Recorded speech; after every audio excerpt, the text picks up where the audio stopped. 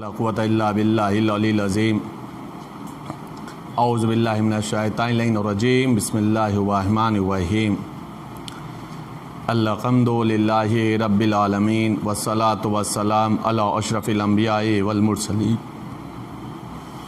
سیدنا و نبینا و شفیع ذنوبنا و طبیب نفوسنا مولانا مولا الکونین امام المشرقین والمغربین جد الحسن والحسین حبیب الہ العالمین ابی القاسم محمد اللہم صلی علی محمد وآل محمد وعلی آل بیتہ الطیبین الطاہرین المعصومین المظلومین المنتخبین المنتجبین اما بعد فقد قال اللہ تبارک و تعالی فی القرآن الکریم وہو اصدق القائلین وقولہ الحق بسم اللہ الرحمن الرحیم انما انت منذر ولکل قوم ہاد صلوات پڑھتے پر محمد وآل محمد اللہم صلی علی محمد وآل محمد عزیزان گرامی، آج کی تاریخ شب 7 صفر ہے۔ یہ شب ولادت باب الحوائج حضرت امام موسیٰ کاظم علیہ السلام ہے۔ اللہم صلی علی محمد وآل محمد مولا امام موسیٰ کاظم علیہ السلام کی ولادت باسعادت 7 صفر سن 128 ہجری میں ہوئی تھی۔ آج کی جو بھی گفتگو ہوگی وہ مولا امام کاظم علیہ السلام کے سلسلے سے ہوگی۔ ہم نے قرآن کریم کی آیہ مبارکہ کہ جس کے اندر خداوند عالم ارشاد یہ فرما رہا انما انت منذر ولکل قوم ہاد، اے میرے پیغمبر ہم نے آپ کو ڈرانے والا بنا کر کے بھیجا ہے اور ہم نے ہر قوم میں ہادی بھیجا ہے۔ یعنی کوئی بھی قوم ایسی نہیں ہے جو یہ کہہ سکتی ہے کہ ہمارے لیے ہدایت کا انتظام نہیں ہوا، ہمارے لیے ہدایت کے لیے کوئی ہادی نہیں آیا۔ اگر ہمارے پاس کوئی ہادی آتا تو ہم بھی صراط مستقیم پر ہوتے۔ اللہ نے اس آیت کے ذریعے سے حجت کو تمام کر دیا ہے۔ حجت کو تمام کرنے کی ضرورت اس لیے پڑ گئی کہ چونکہ ججمنٹ جب ہوگا، جب فیصلہ سنایا جائے گا قیامت کے روز، تو خداوند عالم کے سامنے کوئی یہ نہیں کہہ سکتا ہمیں تو جہنم میں بھیج کیوں رہا ہے جبکہ تو نے میرے لیے ہدایت کا انتظام ہی نہیں کیا تھا۔ اللہ نے حجت اسی لیے تمام کر دی تاکہ تم میدان قیامت میں، میدان محشر میں یہ نہیں کہہ سکتے ہو کہ ہمارے پاس کوئی ہادی نہیں آیا تھا، ہم نے ہادی بھیجا تھا، ہم نے ہدایت کا انتظام کیا تھا۔ بس فرق یہ ہے یا تو تم نے ہادی کو پہچانا نہیں، یا پہچاننے کے بعد اندیکھا کر دیا، یا پھر تمہارے ظرف میں صلاحیت ہی نہیں تھی کہ ہدایت کو حاصل کر کے صراط مستقیم پر آ جاتے۔ یہ خداوند عالم نے حجت کو تمام کیا ہے۔ قرآن کریم کے اندر آپ دیکھیں گے تو ہدایت کے سلسلے سے بے شمار آیتیں ہیں کہ جہاں پر خداوند عالم نے ہدایت کے مسئلے پہ گفتگو کی ہے، ہدایت کے موضوع پہ گفتگو کی ہے۔ یہ 1,24,000 انبیاء کا آنا خود اس بات کی دلیل ہے کہ خداوند عالم نے ہدایت کا انتظام کیا ہے۔ یہ 1,24,000 انبیاء کا آنا خود اس بات کی دلیل ہے کہ اللہ نے ہدایت کا انتظام کیا ہے۔ کمال کی بات ہے جسے اللہ نے سب سے پہلے بھیجا ہے اسے بھی ہادی ہی بنا کر بھیجا ہے۔ جب کائنات میں کوئی ہدایت لینے والا نہ تھا تو اللہ نے جسے خلق کیا، جسے آدم علیہ السلام کہا جاتا ہے، جب انہیں زمین پر بھیجا تو کوئی نہیں تھا ہدایت لینے والا، لیکن اس وقت بھی خداوند عالم نے زمین کو ہادی سے خالی نہیں رکھا۔ زمین پر ہادی سے خالی نہیں رکھا، ہادی رکھا، کوئی لینے والا ہدایت ہو یا نہ ہو لیکن ہادی موجود رہے گا۔ اس گفتگو سے بہرحال، اس جملے سے بہرحال اتنا تو ہمیں بھی سمجھ میں آ جاتا ہے کہ جب کائنات میں کوئی نہیں تھا تب تو اللہ نے ہادی کے بغیر کائنات کو رکھا نہیں۔ سوچنے والی بات ہے جب کائنات میں لاکھوں اربوں کروڑوں انسان موجود ہوں گے تو اس وقت زمین بغیر حجت خدا کے کیسے رہ سکتی ہے؟ یہ انسانوں کا رہنا خود اس بات کی دلیل ہے، انسانوں کا ہونا خود اس بات کی دلیل ہے کہ کوئی ہے جو ہماری ہدایت کے لیے ہے، کوئی ہے جو اللہ کی طرف سے ایک نمائندہ ہے، کوئی ہے جو خداوند عالم نے ہادی ایک رکھا ہے، ورنہ جب کوئی نہیں تھا تب اللہ نے رکھا۔ آج لاکھوں کروڑ اربوں نہ جانے کتنے انسان ہیں، ہر انسان یہ کہہ سکتا ہے کہ ہم بغیر ہادی کے کیسے رہ سکتے ہیں۔ غور فرما عزیزان گرامی، انہی ہادیوں میں ایک عظیم شخصیت ہے حضرت امام موسیٰ کاظم علیہ السلام۔ صلی علی محمد وآل محمد۔ امام موسیٰ کاظم علیہ السلام، عزیزان گرامی، امام موسیٰ کاظم علیہ السلام کے اوپر بہت گفتگو ہوتی ہے۔ الحمدللہ ہر سال ولادت اور شہادت پر کم از کم تو گفتگو ہوتی ہی رہتی ہے۔ آج میں تھوڑا سا امام موسیٰ کاظم علیہ السلام پر گفتگو کرنے سے پہلے میں ان کی اولاد پر تھوڑا دیر گفتگو کرنا چاہتا ہوں۔ آئمہ میں سب سے زیادہ جنہیں اللہ نے اولاد عطا فرمائی ہے وہ امام کاظم علیہ السلام ہے۔ شیخ مفید علیہ الرحمہ کے مطابق خداوند عالم نے انہیں 37 اولاد دی تھی، 37 اولادیں تھیں، جس میں 18 بیٹے ہیں اور 19 بیٹیاں ہیں۔ یہ 18 بیٹے اور 19 بیٹیوں کے والد ہیں امام کاظم علیہ السلام۔ جب اولادوں کی گفتگو ہوتی ہے، بس تھوڑا دیر میں گفتگو بیٹے اور بیٹی کے سلسلے سے کروں، اس کے بعد میں کاظم علیہ السلام پر آ جاؤں گا، مولا پر آ جاؤں گا، کہ جب ہم اولادوں کی گفتگو کرتے ہیں امام کاظم علیہ السلام کے، تو صرف اور صرف دو اولادوں کا ذکر ہوتا ہے عام طور پر۔ ایک امام رضا کا ذکر ہوتا ہے، ایک معصوم قم کا ذکر ہوتا ہے۔ غور فرما، 37 اولاد ہیں، 37 اولاد میں صرف 2 کا ذکر ہوتا ہے، بیٹے میں ایک امام رضا کا ذکر ہوتا ہے، بیٹی میں ایک معصوم قم کا ذکر ہوتا ہے۔ 35 اولادوں کے بارے میں اکثریت نہیں جانتی۔ تھوڑا سا عجب لگ رہا ہوگا، لیکن اس بات کو آپ محسوس کریے گا تو انشاءاللہ تعالیٰ ایک لطیف نتیجہ آپ کے حوالے ہوگا، شاید انشاءاللہ تعالیٰ علم اور عرفان میں اضافہ بھی ہوگا۔ 37 اولاد اللہ نے دی ہے، تو 37 اولاد میں 2 کا ذکر ہوتا ہے، ایک امام رضا کا ذکر ہو جاتا ہے اور ایک معصومہ قم کا ذکر ہو جاتا ہے۔ اور بھی اولادیں ہیں، اور کمال یہ کہ اور بھی جو اولادیں ہیں وہ بھی باکمال ہیں، وہ بھی باکمال اولادیں ہیں، انہیں بھی اللہ نے کرامت عطا فرمائی ہے۔ چنانچہ انہی اولادوں میں ایک اولاد، ایک فرد، مولا کے ایک بیٹے ہیں شیراز میں، شیراز جو ایران کا شہر ہے، وہاں پر مولا کے 2 بیٹوں کی قبریں ہیں۔ غور کریے گا آپ، وہاں پہ مولا کے 2 بیٹوں کی قبریں ہیں۔ ایک جو شیراز میں مولا کے بیٹے کی قبر ہے، انہیں کہتے ہیں لوگ شاہ چراغ، حالانکہ ان کا نام شاہ چراغ نہیں ہے۔ جو امام کاظم علیہ السلام کے بیٹے شیراز میں دفن ہیں، ان کا نام سید احمد ہے، سید احمد۔ اور انہی کے برابر میں ایک قبر اور ہے جنہیں مولا کے دوسرے بیٹے ہیں، جنہیں سید محمد کہا جاتا ہے۔ سید محمد اس قدر عبادت گزار تھے کہ لوگ انہیں سید محمد نہیں کہتے تھے بلکہ سید عابد کہتے تھے۔ سید محمد نہیں کہتے تھے، سید عابد، یعنی کثرت عبادت کی وجہ سے انہیں لوگ عابد کے نام سے یاد کرتے تھے، عابد کے نام سے جانتے تھے۔ سید محمد کوئی انہیں نہیں کہتا تھا، سب کہتے تھے یہ سید عابد ہیں۔ عزیزان گرامی، اپنے آپ کو عبادت کے ذریعے سے مشہور کرا دینا، پہچان بنا دینا، لوگ ہمیں عبادت کے ذریعے سے جانیں، یہ امام کاظم علیہ السلام کے ایک بیٹے کا بہت بڑا کمال ہے، ایک بہت بڑا کمال ہے۔ دیکھیے یہ کمال کیوں با کمال ہے، اس کی وجہ یہ ہے کہ اسی گھرانے میں زین العابدین بھی ہیں، اسی گھرانے میں سید الساجدین بھی ہیں۔ اس کے بعد بھی اس شہر کے لوگ انہیں سید محمد نہیں بلکہ سید عابد کہتے تھے۔ اور جو سید احمد ہیں شیراز میں، یہ بھی مولا امام کاظم کی اولاد ہیں، لیکن عزیزان گرامی انہیں شاہ چراغ کیوں کہا جاتا ہے، اس کی بھی ایک وجہ ہے۔ اگر آپ شیراز جائیں، اللہ سب کو زیارت نصیب فرمائے، لوگ جاتے ہیں زیارت کرنے کے لیے، جو لوگ بھی جاتے ہیں ایران، وہ لوگ سید احمد کی قبر پہ جاتے ہیں، شاہ چراغ کی قبر پہ جاتے ہیں زیارت کرنے کے لیے، سید محمد رضوان اللہ علیہ کی قبر پہ جاتے ہیں۔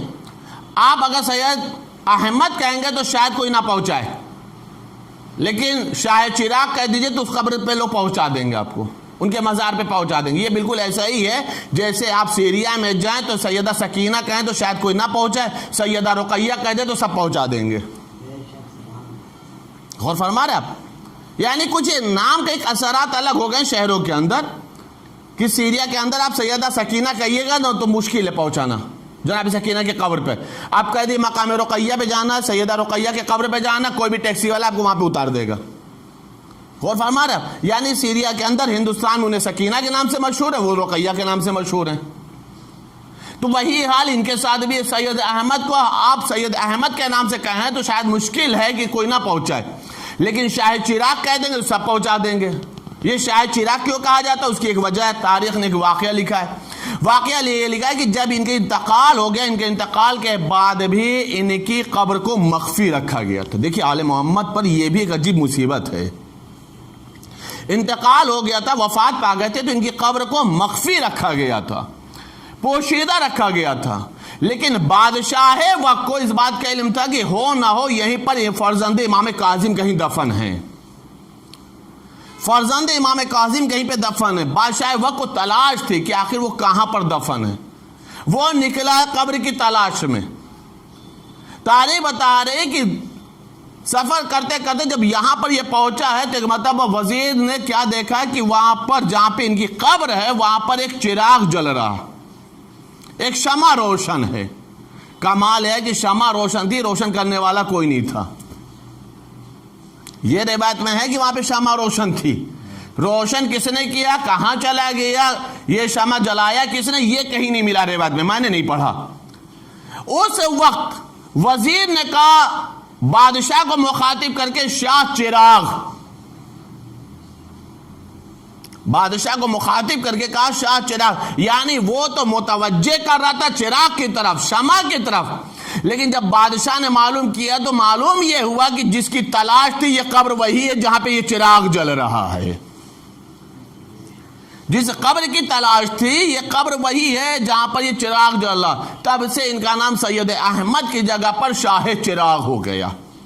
غور فرما عزیزان گرامی، با کرامت ہیں، با کمال شخصیت، چاہے وہ سید احمد ہو چاہے سید محمد ہوں۔ تاریخ بتا رہی کہ لوگ جو زائرین جاتے ہیں زیارت کرنے کے لیے، جب کبھی بھی ان کی قبر پر جاتے ہیں تو جو حاجت ہوتی ہے خداوند عالم ان مزاروں کی برکت میں، ان وجودوں کے برکت سے ان کی دعاؤں کو قبول کر لیتا ہے۔ ظاہر سی بات ہے دعا قبول کیوں نہیں ہوگی؟ اس لیے کہ فرزند باب الحوائج جو قرار پائے ہیں۔ ایک صلوات پڑھ دے بر محمد والے محمد۔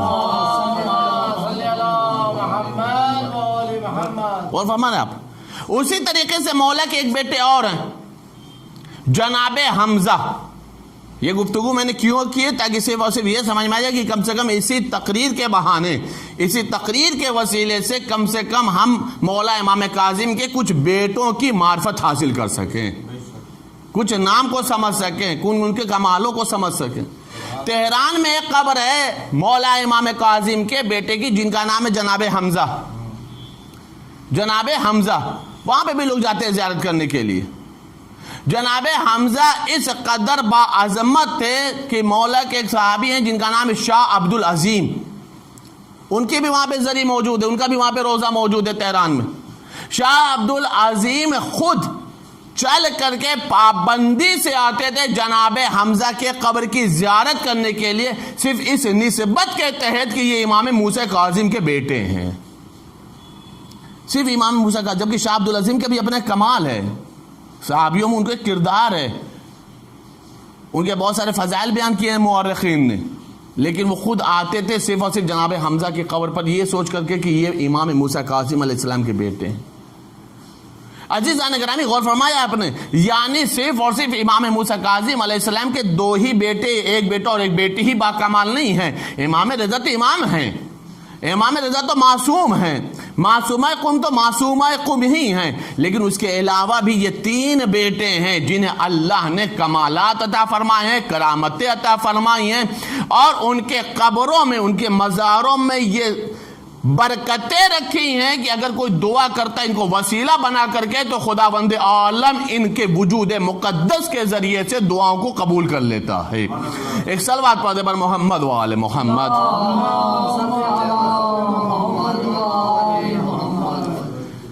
یہ گفتگو میں نے صرف اور صرف ضمناً اس لیے کی ہے تاکہ کچھ ہمیں مولا امام کاظم کی اولادوں کے بارے میں، بیٹوں کے بارے میں کچھ معلومات ہو۔ انشاءاللہ تعالیٰ پھر کسی تقریر میں گفتگو کروں گا اوروں کے سلسلے سے۔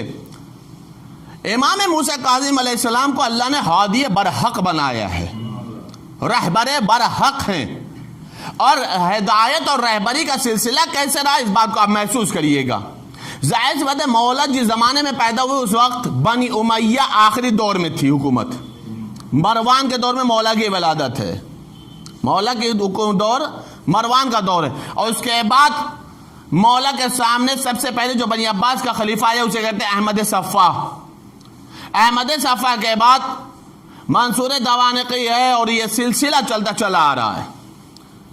مولا منصور دوانقی کا دور دیکھیں، منصور دوانقی کے بعد بنی عباسوں کا جو سلسلہ چلتا چلا رہا ہے، یہاں تک کہ ہارون رشید تک کا دور آیا جو مولا کا بعد میں قاتل بھی بن گیا۔ لیکن بہرحال بنی امیہ کی حکومت کا خاتمہ ہو رہا ہے اور بنی عباس کے دور کی شروعات ہو رہی ہے، اور اس میں بھی مولا نے بنی عباس کے کئی خلفاء کا زمانہ، حکمرانوں کا زمانہ مولا نے دیکھا، اور سب کے سب ظالم در ظالم، ظلم پر ظلم کرنے والے، کہیں پہ کوئی رعایت وایت نہیں ہے، کہیں کوئی رعایت نہیں ہے۔ سب سے بڑا ظلم تو یہی ہے کہ لوگ امام کے دشمن ہیں، اب اس سے بڑا ظالم کیا ہوگا؟ سب سے بڑا ظلم تو یہی ہے کہ یہ فرزند زہرا کے دشمن ہیں، سب سے بڑا ظلم تو یہی ہے کہ فرزند زہرا کے یہ قاتل ہوتے ہیں، سب سے بڑا ظلم تو یہی ہے کہ مولا امام کاظم کی اکثر زندگی کا حصہ زندان میں گزرا ہے یا نظر بند کے دور میں گزرا ہے۔ تب اندازہ لگا سکتے ہیں یہاں پہ کہیں رعایت وغیرہ کچھ نہیں ہے، بس فرق یہ ہے کہ کسی کا ظلم کھل گیا جیسے یزید اور معاویہ کا، کسی کے ظلم پہ پردہ پڑا ہوا ہے، اور یہ پردہ پڑا بھی نہیں عزیزان گرامی، لوگوں کو صرف اور صرف بولنے کے لیے اجازت چاہیے تو سمجھ میں آ جائے گا کہ ان لوگوں نے کیا کیا ظالموں نے ظلم کیے ہیں۔ غور فرمائیں، کہیں کوئی پردہ اردہ ظلموں پر نہیں، یہ بالکل اوپن معاملہ ہے، چاہے وہ بنی امیہ ہو یا بنی عباس ہو۔ لیکن آپ غور کریں گے امام کاظم علیہ السلام نے کیسے ہدایت کی ذمہ داری ادا کی ہے۔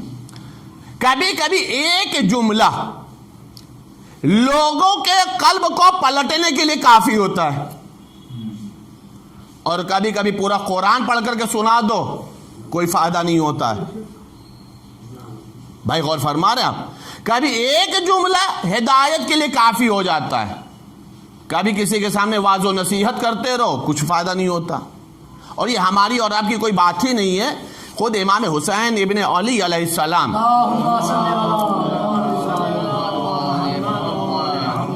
مولا نے اس کا سبب اور ریزن بھی بیان فرمایا۔ ظاہر سی بات ہے مولا کے خطبے میں اثر تو ہونا چاہیے نا، لسان اللہ ہیں، امام ہیں، حجت خدا ہیں، لیکن جب مولا نے کربلا میں خطبہ دیا تو کیا ہوا تھا؟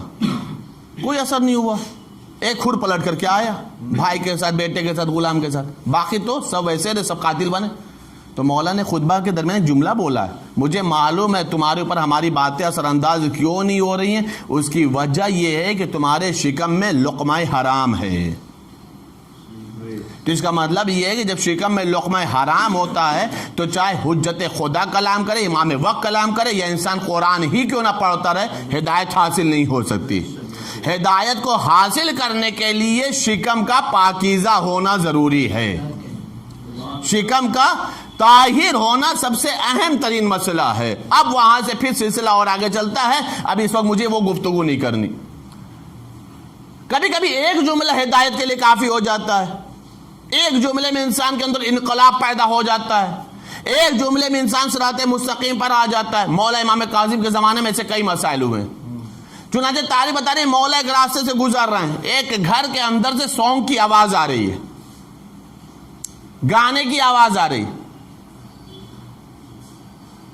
تاریخ بتا رہی کہ مولا چند قدم جانے کے بعد رک گئے، اور جانے کے بعد انتظار کرے تو دیکھا کہ دروازہ کھولا، ایک کنیز نکلی، اور کنیز نکلنے کے بعد گھر کے جو کچرے تھے وہ ڈالنے کے لیے نکلی تھی۔ جب وہ کچرا ڈالنے کے لیے نکلی تو مولا نے اس کو روکا، روکنے کے بعد پوچھا یہ بتاؤ یہ جو گھر ہے یہ کسی آزاد کا ہے یا غلام کا ہے؟ کیا جملہ بولا ہے، یہ جو گھر ہے یہ کسی آزاد کا ہے یا غلام کا ہے؟ کنیز نے جملہ کہا کہ فرزند رسول یہ گھر ایک آزاد کا ہے۔ کہاں لک بھی رہا ہے، اس لیے کہ اگر اللہ کا بندہ ہوتا تو گھر سے سونگ کی آواز نہ آتی، سنگیت کی آواز نہ آتی، گانے کی آواز نہ آتی، فحش باتوں کی آوازیں نہ آتی۔ یہ اللہ کا بندہ نہیں، یہ تو آزاد لگتا ہے، عبد نہیں معلوم پڑتا ہے۔ یہ کہہ کے مولا چلے گئے۔ کنیز جب اندر گئے تو ایک مرتبہ آقا نے اسے پوچھا تجھے آنے میں تاخیر کیوں ہو گئی، کیا کس سے بات کری تھی؟ اس نے کہا فرزند رسول تھے۔ کیا بات ہوئی؟ انہوں نے کہا کہ بس انہوں نے ایک سوال پوچھا، یہ بتاؤ یہ گھر آزاد کا ہے یا غلام کا؟ کہا تو نے کیا کہا؟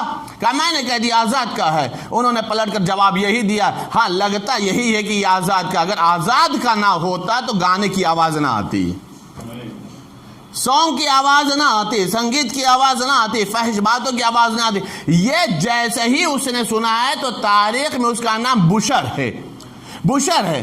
روایت بتا رہی کہ ایک مرتبہ برہنہ پا ننگے پیر دوڑتا ہوا مولا کے قدموں میں پہنچ گیا، دوڑتا ہوا پہنچا، مولا کے قدموں سے لپٹ گیا۔ مولا غلطی ہو گئی، معاف فرما دیجئے، توبہ کرتا ہوں، کیا اب میری توبہ قبول ہو جائے گی؟ اب میں وعدہ کرتا ہوں ایسی حرام چیزوں کو کان سے کبھی نہیں سنوں گا، ایسی فحش باتوں کو کبھی بھی نہیں سنوں گا۔ مولا نے فرمایا اگر تو نے توبہ کر لیا ہے تو انشاءاللہ تعالی خداوند عالم غفور الرحیم ہے، وہ بخش دے گا، وہ تیری مغفرت کر دے گا، وہ تیری توبہ کو قبول کر لے گا۔ تاریخ بتائی چونکہ برہنہ پیر تھا نا، دوڑ کر آیا تھا نا، برہنہ پاتا، ننگے پیر تھا، جب سے اس نے توبہ کی تھی پوری زندگی کبھی نالین نہیں پہنی، پوری زندگی کبھی اس نے جوتا نہیں پہنا، چپل نہیں پہنی، ہمیشہ برہنہ رہتا تھا۔ کسی نے پوچھا کہ یہ بتاؤ کہ آخر تم پیر میں چپل کیوں نہیں پہنتے، نالین کیوں نہیں پہنتے؟ اس نے کہا کہ یہ جب میں برہنہ اپنے آپ کو پیر دیکھتا ہوں تو سمجھ میں آ جاتا ہے کہ جب میں نے توبہ کی تھی تو اس وقت میرے پیر میں جوتا نہیں تھا،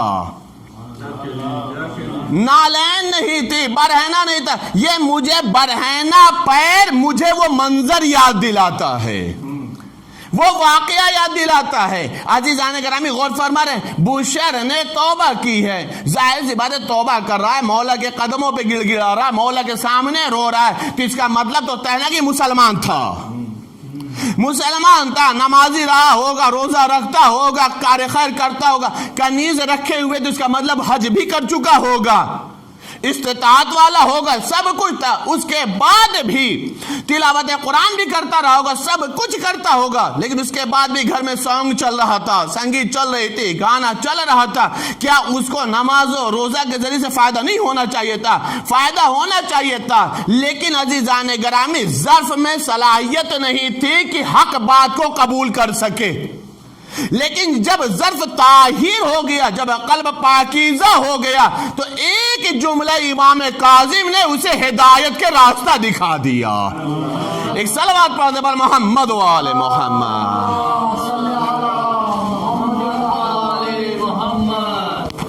غور فرما رہے ہیں، ایک جملے میں مولا نے بہت لمبا واضح و نصیحت نہیں کیا، اور کمال یہ کہ اس کو بھی نہیں کیا تھا، مولا نے تو صرف کنیز سے سوال و جواب کیا تھا، مولا نے اس کو سمجھانے کی بہت لمبا چوڑا لیکچر نہیں دیا تھا، مولا نے صرف کنیز سے ایک سوال پوچھا تھا، اور اس ایک سوال اور جواب کو جو کنیز نے امانت داری کے ساتھ اسے پہنچا دیا، ایمانداری کے ساتھ پہنچا دیا کہ فرزند رسول نے کیا کہا، میں نے کیا جواب دیا، انہوں نے کیا ریئیکشن کیا، تو اسے یہ بات سمجھ میں آ گئی کہ بات صحیح ہے، ہم اللہ کے عبد ہیں، ہمیں آزاد زندگی اتنا ہی گزارنا ہے جسے حلال راستہ کہا جائے، ہم اتنا ہی آزاد ہیں کہ جو جائز راستے پہ گزرے، ایسا نہ ہو کہ ہم حرام راستے پہ گزرے۔ کبھی کبھی انسان کچھ عمل انجام دیتا ہے لیکن اسے معلوم بھی نہیں پڑتا ہے کہ وہ صحیح کر رہا ہے یا غلط کر رہا ہے، یہ بھی غور کریے گا آپ۔ کبھی کبھی کوئی انسان عمل انجام دیتا ہے، اسے معلوم بھی نہیں پڑتا ہے کہ وہ جو عمل انجام دے رہا ہے وہ صحیح کر رہا ہے یا غلط کر رہا ہے۔ اگر اس کے سامنے سے پردہ ہٹا دیا جائے، اور سمجھایا جائے کہ اس کا پس منظر کیا ہے، اس کا بیک گراؤنڈ کیا ہے، تم کیا کر رہے ہو، اگر اس کے بعد وہ اس عمل سے باز آ جائے تو یہ انسان کے کردار کا بہت بڑا کمال ہے۔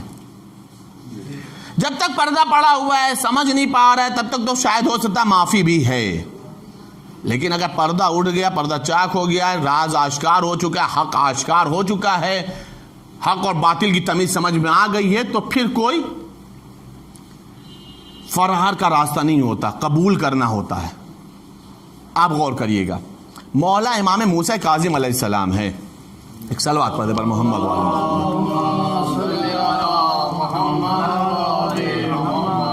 مولا امام کاظم علیہ السلام ہے۔ تاریخ بتا رہی کہ مولا کا ایک صحابی ہے۔ دیکھیے، انسان عمل کرتا ہے لیکن معلوم نہیں پڑتا ہے کہ یہ کیا کر رہا ہے۔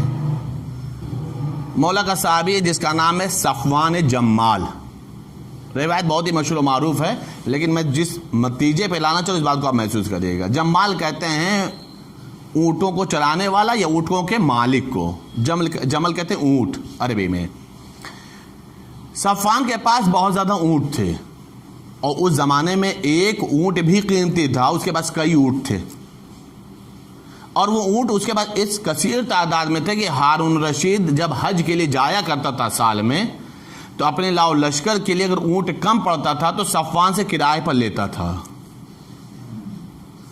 اب آپ سمجھ سکتے ہیں کہ کس قدر اس کے پاس اونٹ ہوگا کہ بادشاہ لے رہا ہے۔ سبحان اللہ سبحان اللہ۔ اچھا، جب وہ کرائے پہ دے رہا ہے تو اس کا مطلب دیکھیے، ایک ہوتا ہے کہ ایک عام انسان کرائے پہ لے رہا ہے تو اس حساب سے قیمت دے گا، اور جب بادشاہ لے گا تو اس حساب سے قیمت دے گا۔ تو صفوان ہر سال امید لگا کر کے بیٹھتا تھا کہ بس ہارون حج کے لیے جائے، ہم سے اونٹ کرائے پر لے تو ہمیں تو من مطابق قیمت ملے گی، منہ مانگی قیمت ملے گی، اور ہمارا تو اونٹ ہمیں واپس مل ہی جاتا ہے سال میں، بہت ہوتا مہینہ 2 مہینے کا سفر ہوتا ہے، چلا آتا ہے، اور ہمیں ایک اچھی کثیر تعداد میں رقم مل جاتی ہے۔ یہ سمجھ لیجئے کہ صفوان کا یہ کاروبار تھا۔ میں اپنی زبان میں بولوں کہ ٹریولز ایجنسی اس زمانے کی، یہی ہوا نا کہ رینٹ پر وہ اونٹ دیتا تھا، کرائے پر وہ اونٹ دیتا تھا بادشاہ کو۔ اس زمانے سے یہ کاروبار چلتا چلا آ رہا ہے۔ تو تاریخ بتا رہی کہ ایک روز صفوان آیا مولا کے پاس ملنے کے لیے۔ دیکھیے، آدمی کام کرتا ہے، عمل کرتا ہے، لیکن معلوم نہیں ہوتا کہ صحیح کر رہا ہے یا غلط کر رہا ہے جب تک پردہ آنکھوں سے نہ اٹھایا جائے، ضمیر کو بیدار نہ کیا جائے۔ مولانا نے فرمایا، صفوان، میں نے یہ سنا کہ تو ہارون رشید کو اونٹ کرائے پر دیتا ہے۔ اس نے کہا ہاں مولا دیتا ہوں۔ تو کہا وہ تجھے پورا کرایہ دے دیتا ہے؟ غور کریے گا آپ، تجھے وہ پورا کرایہ دے دیتا ہے؟ کہا نہیں مولا، آدھا دے دیتا ہے اور آدھا حج سے واپس آنے کے بعد دیتا ہے۔ آدھا دے دیتا ہے اور آدھا حج سے واپس آنے کے بعد دیتا ہے۔ تو مولا نے فرمایا، یہ بتا جب تک وہ آدھا نہیں دیتا ہے تیرے دل میں کیا خیال ہوتا ہے؟ محسوس کریے گا آپ۔ اب تو پھنس گیا معاملہ نا، اب تو مسئلہ نازک ہو گیا نا۔ یہاں سے سمجھیے گا کہ ہمیں زندگی کیسی گزارنی چاہیے۔ مولا نے فرمایا، یہ بتاؤ کہ جب وہ آدھا جب تک نہیں دیے رہتا ہے تو تیرے دل میں کیا خیال ہوتا ہے؟ اس نے کہا مولا بالکل سیدھی سی بات ہے، چونکہ میرا آدھا پیسہ پھنسا ہوا ہے اور میرا اونٹ اس کے قبضے میں ہے، تو میں تو یہی دعا کرتا ہوں بس ہارون خیریت اور عافیت سے واپس آ جائے۔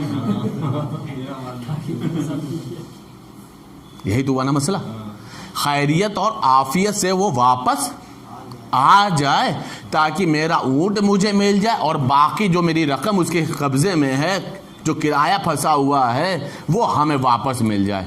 مولا نے فرمایا، صفوان یہ تو اچھا نہیں کرتا، تو یہ اچھا نہیں کرتا۔ کہا مولا میری رقم اس کے پاس ہے، میرا اونٹ اس کے پاس ہے۔ کہا تو یہ دیکھتا ہے کہ تیرا اونٹ اس کے پاس ہے، تو یہ دیکھتا ہے کہ تیری آدھی رقم اس کے پاس ہے، تو یہ نہیں دیکھتا کہ کس کے پاس ہے، تو یہ نہیں دیکھتا کہ کون ہے وہ۔ کہا مولا میں سمجھا نہیں۔ کہا وہ ہمارا دشمن ہے، وہ ہمارا دشمن ہے، ہمارے حق کا دشمن ہے، ہمارے منصب کا دشمن ہے، ہمارے اجداد کا دشمن ہے، ہماری اولادوں کا دشمن ہے، ہماری ذریت کا دشمن ہے، وہ ہماری ذات کا دشمن ہے۔ اور کیا تیرے ایمان اس بات کی گواہی دیتا ہے کہ تو ہمارے دشمن کی حیات کی دعا کرے؟ کیا تیرا ایمان اس بات کا تقاضا کرتا ہے، ایمان اس بات کی گواہی دیتا ہے کہ تو ہمارے دشمن کی زندگی کی دعا کرے، تو اس کی حیات کی دعا کرے کہ وہ خیریت سے واپس آ جائے؟ اس کا مطلب تیری نگاہ میں تجھے تیری دولت کی قیمت سمجھ میں آ رہی، تجھے تیری نگاہ میں اونٹ کی قیمت سمجھ میں آ رہی، تجھے تیرے دماغ میں تیرے ذہن میں ایمان کے تقاضے سمجھ میں نہیں آ رہے ہیں۔ ایمان صرف ہمارے ماننے کا نام نہیں ہے بلکہ ہمارے دشمنوں سے بیزار ہونے کا نام ہے۔ ایک صلوات پڑھتے پر محمد و آل محمد۔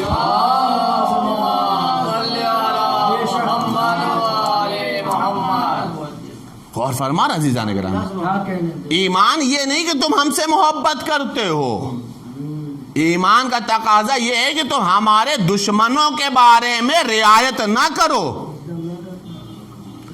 رعایت نہ کرو کہ اللہ اسے زندگی دے، اللہ اسے زندہ رکھے، صرف اس لیے کہ تمہارا مال اس کے پاس پھنسا ہوا ہے، تمہارے اونٹ اس کے پاس ہیں، یہ سوچ کر کے تم اس کی حیات کے لیے دعا کر رہے ہو۔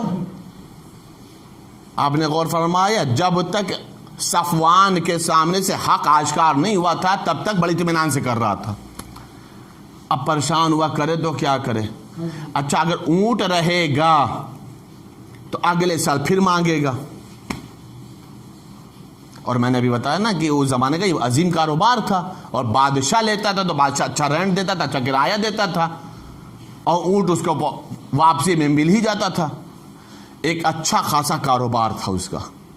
تاریخ بتائی جب آ گیا وہ ہارون حج کر کے واپس آ گیا اور اس کو قیمت بھی مل گئی، اونٹ بھی مل گیا، تو اسے کچھ سمجھ میں نہیں آیا، سوچا کہ اگر رکھوں گا نہیں دوں گا تو قتل کیا جاؤں گا، قتل نہ بھی کرے تو وہ زبردستی لے کے چلا جائے گا، اس لیے کہ غصب کرنا تو ان کی خاندانی عادت ہے، چھیننا تو ان کی خاندانی عادت ہے۔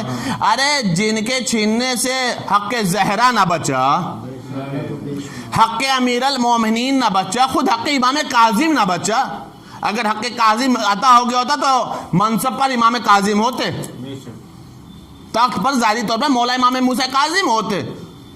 تو اس کا مطلب یہ ہے کہ تو غصب کرنا، چھین لینا، ظلم کر لینا، اپنا سمجھ لینا، کسی کے مال کو اپنا سمجھ لینا، یہ تو ان کے ہاں سے خون میں چلتا چلا آ رہا ہے، خاندان میں چلتا چلا آ رہا ہے، اب اجداد کی طرف سے چلتا چلا آ رہا ہے۔ تو صفوان نے سوچا کہ یا تو قتل ہو جاؤں گا یا پھر مال غصب ہو جائے گا، کرے تو کیا کرے؟ تو تاریخ بتا رہی جیسے اسے ملا نا، جو بھی قیمت لگی سارا اونٹ بیچ دیا، سارا اونٹ بیچ دیا۔ کمال یہ کہ جب بیچا تو ہارون کو خبر تک نہ لگنے دیا، ہارون رشید کو خبر تک نہیں لگنے دیا کہ میں اپنا اونٹ بیچ رہا ہوں۔ جب دوسرے سال حج کا زمانہ آیا تو ہارون کو ضرورت پڑی، جب ہارون رشید کو ضرورت پڑی تو اس نے کہا صفوان کو بلاؤ، اس کے پاس تو بہت اونٹ ہیں، لے کر کے چلے جائیں گے، کرنا کہ ہر سال تو لے ہی جاتا ہوں نا۔ بلائے گا صفوان کو دربار میں، کہا اتنا اونٹ دے دینا مجھے، کہا میرے پاس تو کوئی اونٹ نہیں بچا، کہا کہاں گیا سارا اونٹ؟ کہا سب بیچ دیا۔ کیوں بیچ دیا؟ کہا ضرورت تھی۔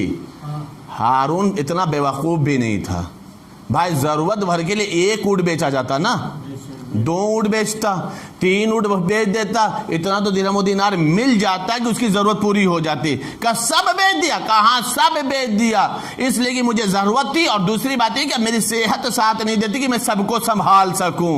ہارون نے مسکرا کر ایک جملہ کہا، مجھے معلوم ہے کہ تو نے اپنی مرضی سے نہیں بھیجا ہے، در اہل بیت کے ذریعے سے تجھے یہ مسئلہ حل ہوا ہے، تجھے امام موسیٰ کاظم علیہ السلام کی نصیحت کے ذریعے سے تو نے اتنا بڑا فیصلہ لے لیا۔ یعنی وہ بھی جان رہا تھا کہ اہل بیت کی روش کیا ہے، اہل بیت کا نظریہ کیا ہے۔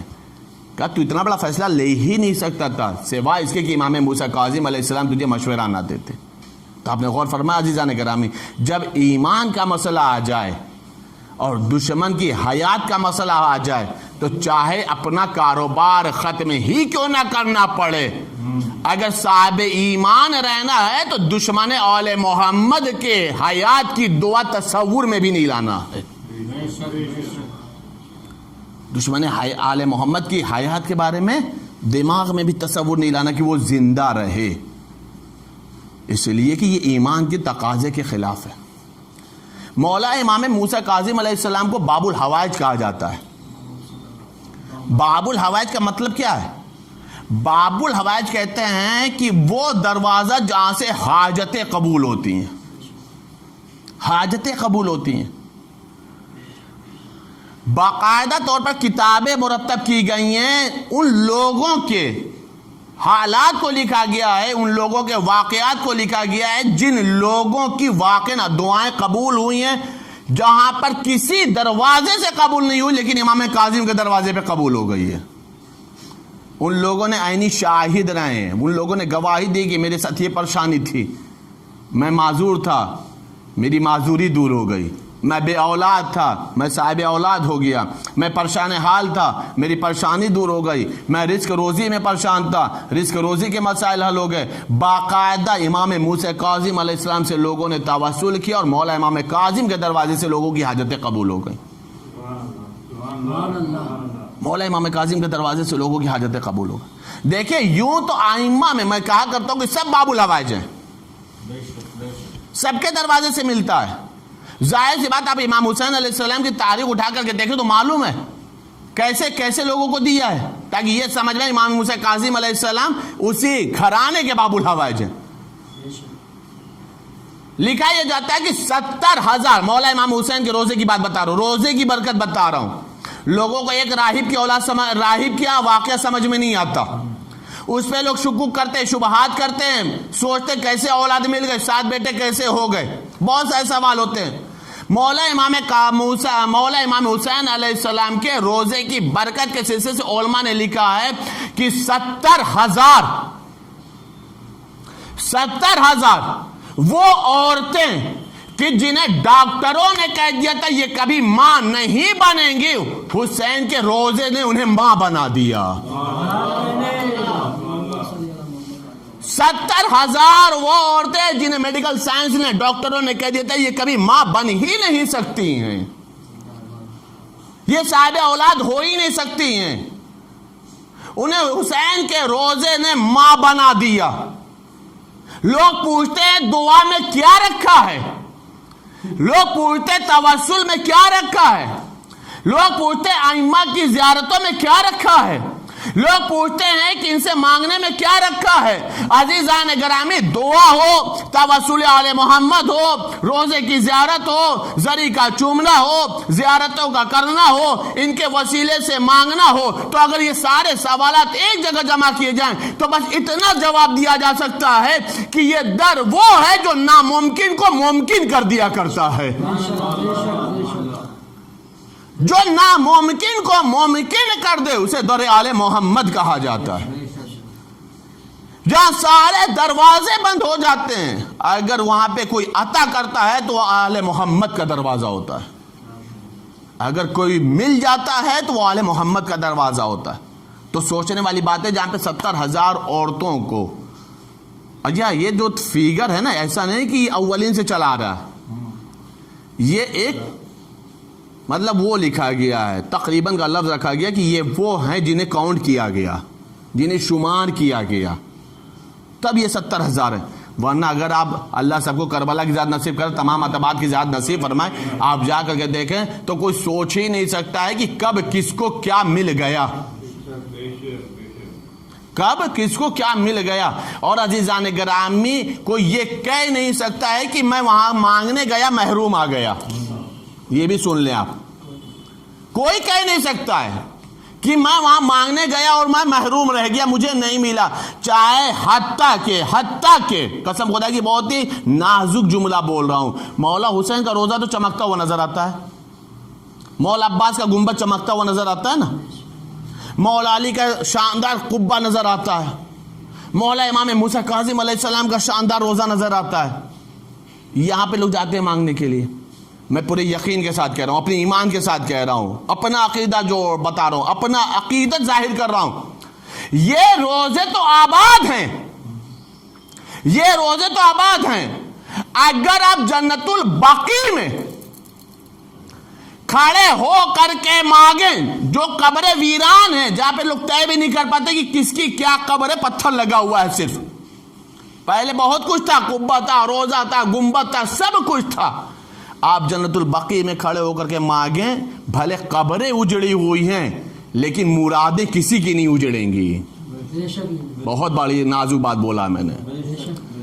قبریں بھلے اجڑی ہوئی ہیں لیکن عطا ان کے پاس ویسے ہی ہے, کرم ویسا ہی ہے, سخاوت ویسا ہی ہے جیسے ایک کی ہے. قبریں انہوں نے اجاڑی ہیں, اختیار اللہ نے انہیں دیا ہے. اختیارات نہیں ختم ہو گئے ہیں, قبریں ختم کی گئی ہیں, اختیارات نہیں ختم ہوئے ہیں. آپ ان سے مانگ لیں, ان سے توسل کریں. اب آپ سوچیں کہ جہاں پر سب کے سب ایسے دینے والے ہوں کہ 70,000 ایسی عورتوں کو صاحب اولاد حسین کے روزے نے بنا دیا, اب ایسے گھرانے میں امام کاظم کو باب الحوائج کہا جائے تو کس کمال کے منزل پر ہوں گے مولا امام کاظم. کوئی محروم نہیں ہوتا. علماء یہاں تک کہتے ہیں کہ امام موسیٰ کاظم کی مظلومیت کا واسطہ دے کر کے, چونکہ اکثر حصہ زندان میں گزرا ہے, قید و بند میں گزرا ہے, صرف مظلومیت کا واسطہ دے کر کے مانگو, مولا عطا فرماتے تھے. علماء کہتے ہیں آج کی تاریخ شب ولادت ہے, مصائب پڑھنا نہیں تھا. ظاہر سی بات آل محمد کی ولادتوں پر مصائب نہیں ہوتے, لیکن چونکہ ماہ سفر چل رہا, بس ایک جملہ یہ سوچ کر کے مصائب کا 2 جملہ پڑھ دے رہا ہوں کہ جس کے گھرانے کی ولادت ہے, جس فرد کی ولادت ہے, انہی کے جد کے غم کا مہینہ بھی چل رہا ہے, انہی کے جد کے غم کا مہینہ بھی چل رہا ہے. اور یہ مولا امام کاظم کی عجب مظلومیت بھی ہے کہ ولادت ایک ایسے مہینے میں ہے کہ اس شان سے جشن نہیں ہو پاتا جس شان سے اور ائمہ کا ہو جاتا ہے اور اماموں کا ہو جاتا ہے. صرف اور صرف مولا امام کاظم کی بارگاہ میں ان کے جد کے پرسے کے طور پر 1-2 جملے مصائب کے پڑھ رہا ہوں. عزیزان گرامی, ماہ سفر ہے اور یہ وہ ماہ ہے کہ جس میں آل رسول اب کوفہ اور شام کا سفر طے کر رہے ہیں. کوفے اور شام کا سفر طے کر رہے ہیں. آل محمد کو, آل رسول کو ان راستوں سے گزارا گیا ہے کہ جن راستوں میں ان کی کنیزوں اور غلاموں کے مکان ہوا کرتے تھے. کنیزوں اور غلاموں کے مکان ہوا کرتے تھے. باقاعدہ یہ کہا جاتا تھا کہ خارجی کے گھر آنے والے, یہ بہت بڑی مصیبت ہے. خارجی سمجھتے کسے کہتے, خارجی اسے کہا جاتا ہے جو دین سے نکل گیا ہو. کمال ہے کہ حسین تو خود دین ہے, حسین نے دین کو بچایا ہے. اس کے بعد بھی کہا جاتا ہے کہ یہ خارجی ہیں, دین سے نکل گئے ہیں, ان کے لوگوں کو لایا گیا ہے. راہ کوفہ یا راہ شام میں سید سجاد کے سامنے ایک شخص آیا. یہ بہت بڑی روایت ہے, بہت بڑی مظلومیت ہے. امام سجاد کے پاس ایک شخص آیا اور آنے کے بعد کہا کہ اللہ کا لاکھ لاکھ شکر ہے. دیکھیے روایت کے جملے اس لیے مجبوری میں عرض کر رہا ہوں میں کہ اس نے آپ لوگوں کو ذلیل و خوار کر دیا, آپ کو قیدی بنا دیا, یزید کو فتح دے دی. وہ جو لفظ استعمال کیا ہے وہ میں نہیں بول رہا ہوں, اتنا تو سمجھنے کے لیے بس عرض کر رہا ہوں. مولا نے دیکھا اسے اور دیکھنے بعد ایک جملہ فرمایا, یہ بتا تو مسلمان ہے؟ کہا ہاں میں مسلمان ہوں. یہ بتاؤ کیا تو نے قرآن پڑھا ہے؟ اس نے پلٹ کے جواب دیا ہاں ہاں میں حافظ قرآن ہوں. جیسے ہی کہا حافظ قرآن تو مولا نے فرمایا یہ بتا کیا تو نے آئے تطہیر پڑھی ہے؟ کہا ہاں. مولا نے فرمایا اچھا یہ بتا تو نے آئے مودت پڑھی ہے؟ اس نے کہا ہاں۔ مولا نے فرمایا یہ بتا تو نے آئے ولایت پڑھی ہے؟ کہا ہاں میں پڑھی ہے۔ مولا نے فرمایا یہ بتا تو نے یطعمون الطعام علی حبہ یتیما و مسکین و اسیرا پڑھا ہے؟ کہا ہاں پڑھا ہے۔ مولا نے فرمایا یہ بتا تو نے سورہ دہر پڑھی ہے؟ اس نے کہا ہاں پڑھی ہے۔ مولا نے تمام آیتوں کو پوچھتے رہے۔ ایک مرتبہ اس شخص نے ایک سوال کر لیا، یہ بتا تم آئے تطہیر کیوں پوچھ رہے ہو؟ آئے مودت کیوں پوچھ رہے ہو؟ سورہ دہر کیوں پوچھ رہے ہو؟ آئے تطہیر کیوں پوچھ رہے ہو؟ آئے ولایت کیوں پوچھ رہے ہو؟ مولا نے سر کو جھکا کے بس ایک جملہ کہا، آئے تطہیر کے مصداق ہم ہیں، آئے مودت کے مصداق ہم ہیں، سورہ دہر کے مصداق ہم ہیں، آئے ولایت کے مصداق ہم ہیں۔ یہ سورہ کی آیتیں ہماری شان میں نازل ہوئی ہیں۔ ایک مطلب سے ایک جملہ کا کون ہو تم؟ کہا ہم کوئی اور نہیں ہے، ہم مدینہ رسول کے ہیں، ہم رسول کی ذریت ہیں، ہم حسین ابن علی کے یتیم ہیں، ہم سید سجاد ہیں۔ ایک مرتبہ اس نے رخساروں میں تماچے مارے، کہا مولا مجھے معاف کر دیجئے، میں نے آپ کو نہ پہچانا، ہمیں تو یہی کہا گیا تھا کہ خارجی نے خروج کیا ہے۔ روایت بتا رہی ہے کہ ابھی وہ سر اٹھانا ہی چاہ رہا تھا کہ مولا نے اس کے اوپر ہاتھ رکھ دیا اور ایک جملہ کا بھائی نگاہوں کو نیچے رکھ لے۔ کہا کیوں؟ کہ اس لیے کہ اکیلے میں نہیں ہوں بلکہ ہمارے ساتھ رسول کی نواسی علی کی بہو بیٹیاں ہیں جن کے سروں پر چادریں نہیں ہیں، جو برہنہ ناصار ہیں، جنہیں قید کر لیں۔ سيعلم الذين ظلموا أي منقلب ينقلبون انا للہ و انا الیہ راجعون۔ پالنے ہوتی جو واسطہ ہے محمد والے محمد کا میں اس مختصر لیکن اہم اعمال کو قبول فرما، ہمارے اشکازہ کو رمال زہرہ میں جگہ عطا فرما، ہمارے اشکازہ کو شفاعت و نجات کی ضمانت بنا۔